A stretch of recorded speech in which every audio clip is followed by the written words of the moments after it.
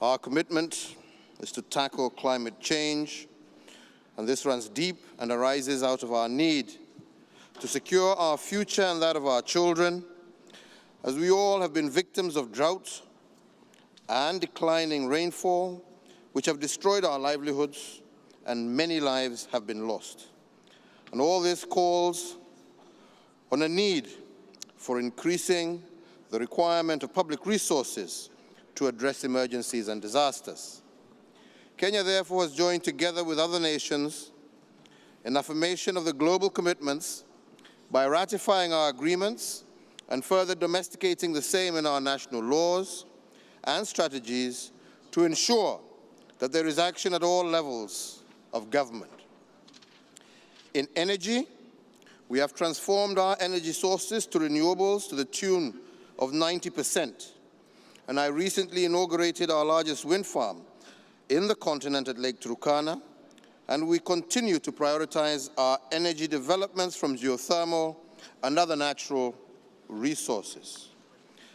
These new sources enable us to have enabled us to expand connectivity from less than 30% in 2013 to 75% in 6 years, and our aim is to achieve universal access by 2022. On adaptation, we aim to plant 2 billion trees to achieve the global threshold of 10% tree cover by 2022 instead of our intended target of 2030. This is in addition to the global commitment to restore 5.1 million hectares as our national contribution to the African Forest and Landscapes Restoration Initiative. Indeed, in November of 2018, Kenya co-hosted with Japan and Canada the first ever Global Sustainable Blue Economy Conference, which led to renewed commitments for marine protection, plastics and waste management, maritime safety and security, and ocean-based livelihoods development.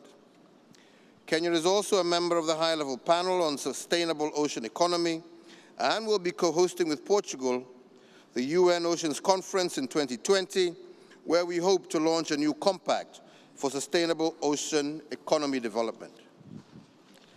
Sustainable climate action is about people and their livelihoods.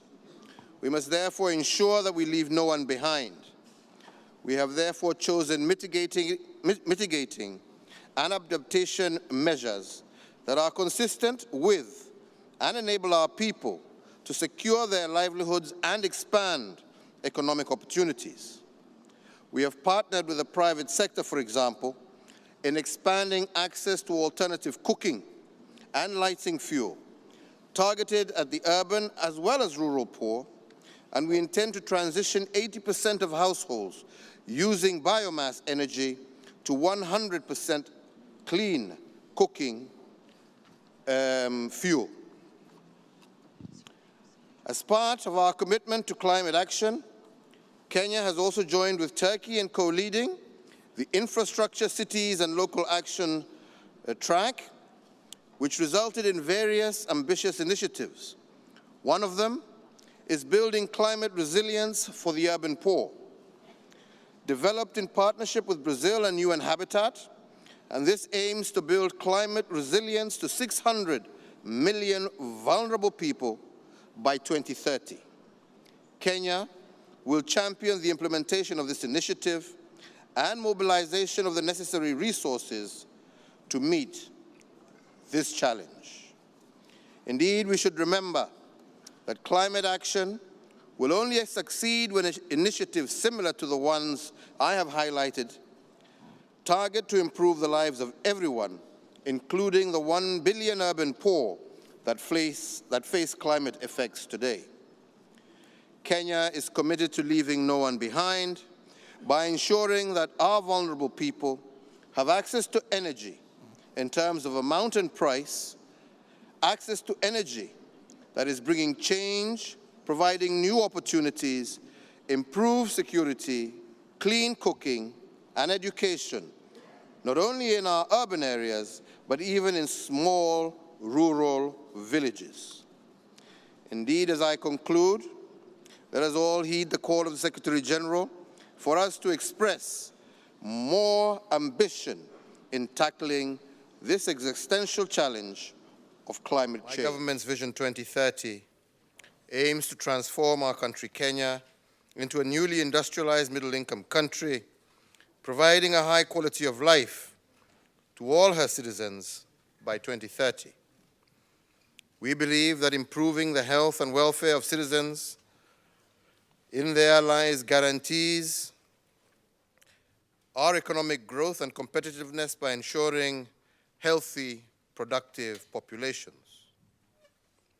The attainment of universal health coverage by 2022 is one of 4 big agenda of my administration. Focus is on ensuring access to affordable, quality health services as a basic for ending extreme poverty, improving productivity, especially in low-income and middle-income areas. In December of 2018, I commissioned a pilot of the universal healthcare implementation, targeting a population of 3.2 million to inform its national scaling. In its 9th month now, the pilot focused on investment in strengthening primary healthcare, and it has been instructive in identifying best practices, lessons, and gaps in implementation. Let me share with you some of the key lessons and best practices in our journey towards UHC. First, political commitment is essential to the success of universal health coverage. This commitment must embody a shared vision of all political leaders in the country and actors, especially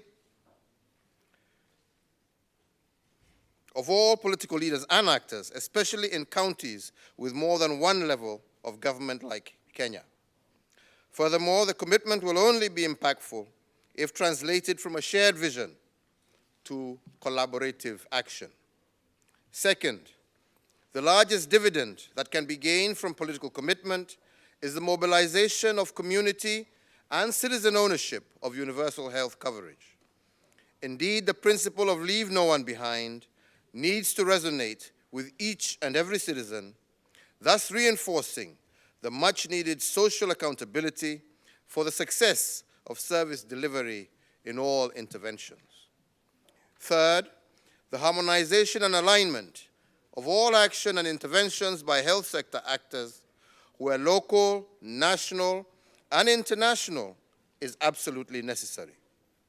Sustainable impact and efficiency gains can only be accrued from an alignment and synergy of action as articulated in the Global Aid and Development Effectiveness high-level fora in Paris, Accra, and Busan in the years 2005, 2008, 2011, respectfully.